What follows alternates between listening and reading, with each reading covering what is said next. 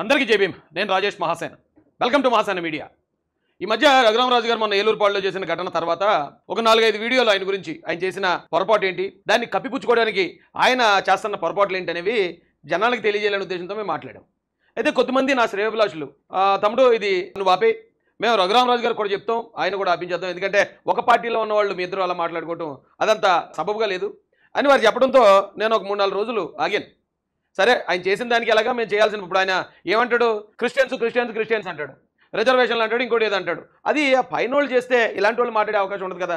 సరే, పైన ఉన్న పెద్దల దగ్గరికి తీసుకెళ్దామని ఆగినండి నేను. వాస్తవానికి ఆయన అంటే నాకు ఎప్పటి నుంచో అభిమానం, ఆయన చాలా సపోర్ట్ చేసుకొచ్చాం మేము. అయినా కూడా మరి ఆయన అంత హేళన, నా గురించి మాట్లాడేటప్పుడు కూడా చాలా హేళనగా మాట్లాడాడండి ఆయన. నేను మామూలుగా అయితే నేను చాలా ఎట్కరం చేస్తాను, కానీ ఆయన ఇంతకుముందు నేను గౌరవించాను, ఇంతకుముందు ఆయనతో మాట్లాడిన వ్యక్తిని. అంత గమ్మున ఆయన్ని చులకన పరిచేసేలాగా అంత హేళనగా మాట్లాడడం భావ్యం కాదు. వయసులో పెద్ద ఆయన అని మేము ఎప్పటికప్పుడు రెస్పెక్ట్ ఇస్తూనే మాడుతున్నాను, ఇప్పుడు కూడా రెస్పెక్ట్ ఇస్తూనే మాడుతానండి.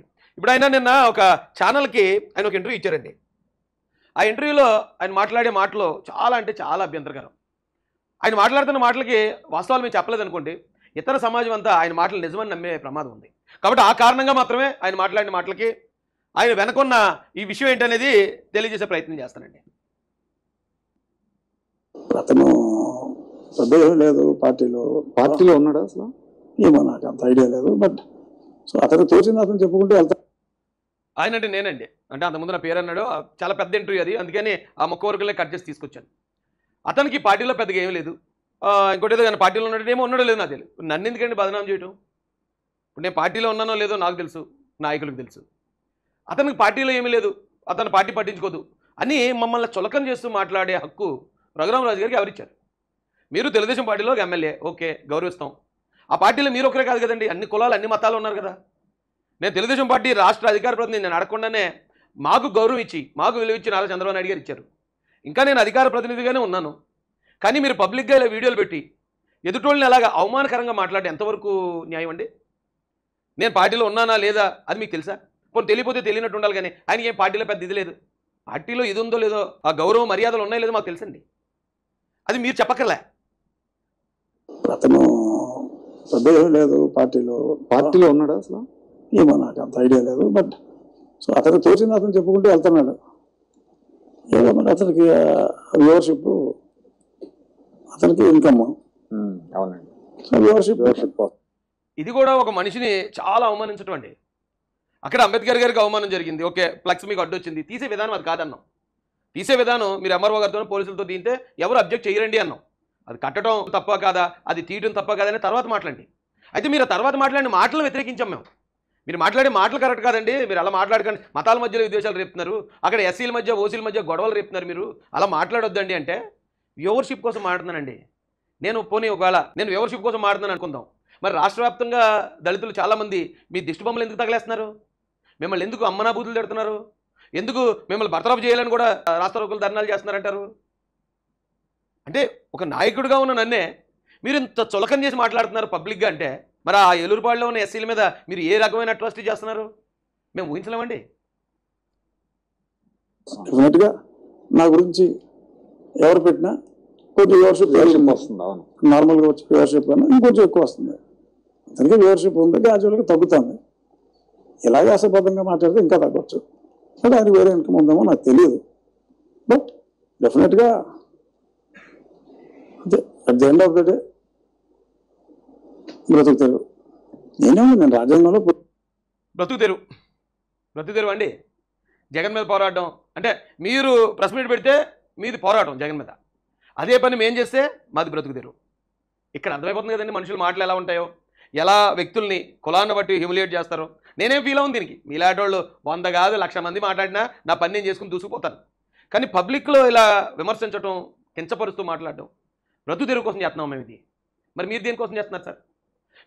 మీకు టికెట్, ఎమ్మెల్యే టికెట్ చివరి ఆఖరి దాకా కూడా ఇవ్వలేదు, అయినా కూడా నాకు టికెట్ ఇవ్వాలి, నాకు టికెట్ ఇవ్వలేని చంద్రబాబు నాయుడు గారు పోలవరం ఎలా కడతారని మీరు అధినేతను కూడా విమర్శించారు. నాకు జనసేన అన్న టికెట్ ఇవ్వాలి, బీజేపీ అన్న టికెట్ ఇవ్వాలి, లేకపోతే తెలుగుదేశం అన్న టికెట్ ఇవ్వాలని మీరు చాలా అల్లరి చేశారు. దేనికోసం చేశారు సార్? మరి అది బ్రతుకు తెరువు కోసమేనా? లేదో మీరు ప్రెస్ మీట్లు పెట్టేవారు, ప్రెస్ మీట్లు పెట్టడం, జగన్ గారిని అంటాం, ఇంకోటి చేయడం రకరకాలుగా మీరు మాట్లాడేవారు. మరి అది దేనికోసం? అంటే మీరు అలా లైమ్ లైట్లో ఉండి వేరే పార్టీకి వెళ్ళి ఎమ్మెల్యే అయిపోయి మంత్రి అయిపోదాం, లేకపోతే ఎంపీ అయిపోయి కేంద్ర మంత్రి అయిపోదాం, అది కూడా బ్రతుకు తెరువేనండి? మీకు వ్యాపారాలు ఉంటాయి సార్, ఆ వ్యాపారాలు ఎందుకు చేస్తారు? అది బ్రతుకు తెరువు కోసమే కదా. ఇది అంటే మీరు తప్పు చేస్తే అది మేము బయట పెడితే బ్రతుకు తెరువు మాకు. ఇది మీరు అవమానించేయచ్చు, మీరు కించపరుస్తూ మాట్లాడేయచ్చు. మేము మాత్రం మిమ్మల్ని ఏమనంటే మళ్ళీ కించపరుస్తారా? ఇదేం న్యాయమండి? అందుకే చెప్తున్నాను నేను, ఈయన మాట్లాడే మాటలకి తెలుగుదేశం పార్టీకి సంబంధం, అంటే తెలుగుదేశం పార్టీ ఎమ్మెల్యే అయితే ఉండొచ్చు, కానీ ఈయన మాట్లాడే మాటలకి తెలుగుదేశం పార్టీకి సంబంధం లేదని మాత్రం చెప్తున్నాను నేను. ఇప్పుడు నేను మాట్లాడేదానికి కూడా తెలుగుదేశం పార్టీకి సంబంధం లేదు. నేను ఈ అణచబడుతున్న వర్గం తరపున మహాసేన మీడియా ప్రతినిధిగా మాట్లాడుతున్నాను. ఇప్పుడు నాకు చాలామంది సలహాలు ఇచ్చిన పెద్దలు ఉన్నారు. మీ అందరూ కూడా చేతులు జోడించి రిక్వెస్ట్ చేస్తున్నాను, ఆయన ఆపండి. చాలా దారుణంగా కించపరుస్తున్నారు. అంటే ఇది పార్టీకి కూడా డ్యామేజ్ అండి. ఈయన వల్ల పార్టీకి వచ్చిన ఓట్లు ఏముండవు నాకు తెలిసి, కానీ పార్టీ నుంచి వెళ్ళిపోయి ఓట్లు ఎక్కువ ఉంటాయి, పార్టీని అపార్థం చేసుకునే ఓట్లు ఉంటాయి. బ్రతుకుతారు. నేను రాజ్యాంగంలో ప్రొవిజన్ చెప్పా, Christian is ineligible to file an SC/ST complaint. Christian is ineligible to get the benefits under reservations. రాజ్యాంగంలో చెప్పింది, నేను చెప్పింది రాజ్యాంగంలో చెప్పారటండి. అంటే ఇక్కడికి ఏమి నేరాలు జరగట్లేదు ఈ రాష్ట్రంలో. జగన్మోహన్ రెడ్డి వచ్చి ఎవరి మీద ఇప్పుడు తప్పుడు కేసులు పెట్టలేదు. జగన్మోహన్ రెడ్డి హయాంలో ఇసుకలో కానీ లెక్కర్లో కానీ ఎక్కడ ఏ అన్యాయాలు జరగలేదు. ఇప్పుడు జరిగే అతిపెద్ద అన్యాయం ఏంటంటే ఒక పేద ఎస్సీ వాడు ఒకవేళ చర్చికి వెళ్తే ఆడుకున్న బెనిఫిట్లన్నీ తీసేయాలి. ఇప్పుడు అది ఈ భారతదేశంలో అత్యంత పెద్ద సమస్య RRR గారికి. దాని మీద ఒక ఎమ్మెల్యేగా, ఇప్పుడు ఎమ్మెల్యేని ఎందుకు వేయడండి? నియోజకవర్గ అభివృద్ధి చేయడానికి, లేకపోతే నియోజకవర్గంలో ప్రజలకు ఏ ఇబ్బందులు ఉన్నాయో ఏంటో అది ప్రభుత్వం దృష్టి. ఇదేం కాదటండి. 3 సంవత్సరాల క్రితం ఎవరో SC/ST కేసు పెట్టారట, ఇప్పుడు దాని మీద ఎంక్వైరీ చేయించడం అంట ఒక ఎమ్మెల్యే గారి బాధ్యతలు అయ్యా. ఒకవేళ నిజంగా ఎవరైనా తప్పుడు కేసులు పెట్టరంటలే, తప్పుడు కేసులు పెట్టేవాళ్ళు ఉన్నారు. నిజంగా అన్యాయం జరిగి కేసు పెట్టి అన్యాయం గురైన వాళ్ళు కూడా ఉన్నారు. తప్పుడు కేసులు పెడితే ఎవరు చూడాలండి? అది DSP గారు ఎంక్వైరీ చేస్తారు. DSP ఎంక్వైరీ చేసి ఒకవేళ తప్పుడు కేసు అయితే వాళ్ళే తీసేస్తారు. దానికి ఎమ్మెల్యే గారు ఎందుకు? నేను ఎవరిని తప్పుడు కేసులు పెట్టేవాళ్ళు నేనేమో వెనకేసి రావట్లేదు. నిజంగా ఎవరైనా తప్పుడు కేసు పెడితే DSP ఎంక్వైరీ 2 నెలలు ఎంక్వైరీ ఉంది. ఆ ఎంక్వైరీలో చాలా కేసులు ఫాల్స్ అని తీసేస్తారు. తప్పుడు కేసు కాకపోయినా చాలా కేసులు ఇన్ఫ్లుయెన్స్తో ఫాల్స్ కేసులను తీసేస్తారు. అలాంటిది ఒక ఎమ్మెల్యే గారు వచ్చి తప్పుడు కేసులు పెడుతున్నారు. రాజ్యాంగంలో మీకు ఎలా చెప్పారు? రాజ్యాంగంలో ఏం చెప్పలేదండి. రాజ్యాంగంలో చాలా చెప్పారు. ఈ దేశంలో ఎన్నో సమస్యలు ఉన్నాయి. కుంభకోణాలు చేసేవాళ్ళు ఉన్నారు, జనాలు చంపేవాళ్ళు ఉన్నారు, రేపులు చేసేవాళ్ళు ఉన్నారు, జనాల భూములు కబ్జా చేసేవాళ్ళు ఉన్నారు, ఇక్కడ డబ్బులు బ్యాంకులకు టోకరేసి విదేశాలు పారిపోయేవాళ్ళు ఉన్నారు. ఇదంతా దేశానికి నష్టం కలిగించే పనులు. వాళ్ళని ఎవరూ పట్టించుకోరు. చిన్నపిల్లడి దగ్గర పాలను కూడా కల్తీ చేసేవాళ్ళు ఉన్నారు. అలాంటి వాళ్ళ గురించి ఎవరు మాట్లాడారండి. ఎటు వచ్చాట ఒక దళితుడు చర్చికి వెళ్తే అతను కానీ ఒకవేళ రిజర్వేషన్ కానీ అతని మీద ఎవరైనా నువ్వు చిన్న కులవడం దాడి చేస్తే SC/ST కేసు కానీ పెట్టడమే ఈ భారతదేశంలో అతిపెద్ద తప్పటండి. అసలు అది రాజ్యాంగంలో పెట్టడమే ఆర్టికల్ 25కి వ్యతిరేకంగా పెట్టారు. అదే తప్పుడు ఆ అమెండ్మెంట్. ఆ తప్పుడు అమెండ్మెంట్ని పట్టుకుని ఒక వర్గాన్ని మొత్తం అయినా ఎంత దారుణంగా అవమానిస్తూ ఏదో జరిగింది సంథింగ్. అక్కడ ఉన్న SCలో లేకపోతే అక్కడ ఉన్న క్రిస్టియన్స్ ఈయనకి ఏదో తీవ్రమైన నష్టం చేశారు. అలా ఎవరైనా అలా చేస్తే అది బయట చెప్పండి బాబు. ఇంకా పలానా వాళ్ళు వాళ్ళిద్దరు SCలు లేదా క్రిస్టియన్స్ లేదా SCలు వాళ్ళిద్దరు నాకు ఇలాగ నష్టం చేశారు, నేను వాళ్ళ మీద ఫైట్ చేస్తాను, వాళ్ళ మీద చేయండి. మొత్తం ఓవరాల్గా మీరు అందరినీ దొంగలు దోపిడీదారుల నుంచి తిరిగిస్తున్నారు. సో మేము రాజ్యాంగానికి వ్యతిరేకం, నేను చెప్పిన దానికి వ్యతిరేకంగా వస్తే మేము అందరూ ఏకమైపోతాం అంటే తప్పే ఉంది. ఏకమైపోవచ్చు.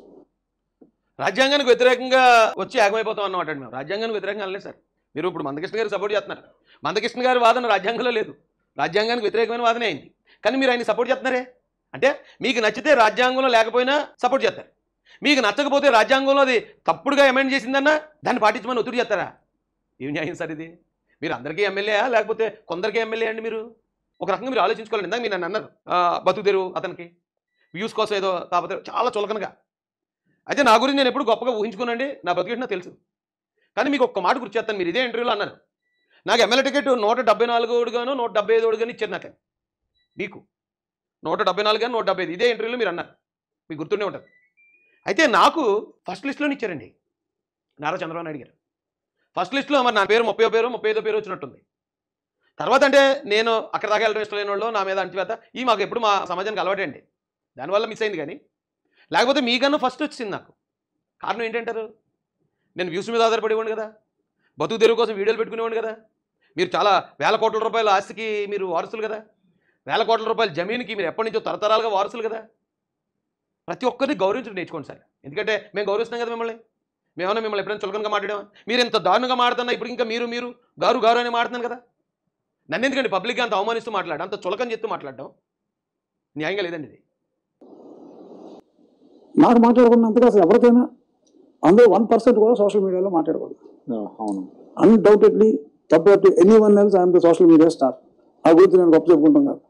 ఆ రికార్డ్స్ వస్తే మీరు సోషల్ మీడియాలో ఉంటే మీరు స్టార్, అదే సోషల్ మీడియాలో మేము పాపులర్గా ఉంటే మేము బతుకు తెరువు కోసం చేస్తున్నట్టు.